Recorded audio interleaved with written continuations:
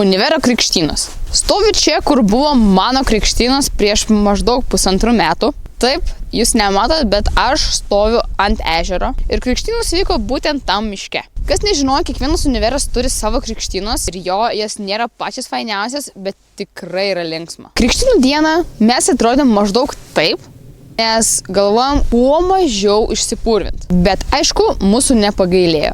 Per krikštynas turėjome veikti 6 skirtingus uždavinius. Pirmiau mes turėjome su veidu ieškoti miltuose saldainių. Vėliau mes turėjome atsakinėti klausimus. Jeigu tu blogai atsakai klausimą, tu turėjai suvalgyti obuolį kažkur išmirkytą kažkokiam padaže. Visą tą laiką, kol mes įveikinėjom užduotis, į mus skriejo kiaušiniai ir įvairūs skysčiai. Aišku, reikia nepamiršti ir išpurvinti vadus. Užsibaigė viskas tuom, kad mes stovėjom prie ežero, pasakėm priesaiką ir vėlgi bandėm išpurvinti vadus, bet mums nelabai pavyko ir mes buvom įmesti į šitą ežerą. Ir buvo šiaip ganėtinai šalta. Buvo spalio mėnuo, lijo lietus, mes visi išpurvinti kiaušiniuose, miltuose, įvairiuose skysčiuose ir maudėmės ežere.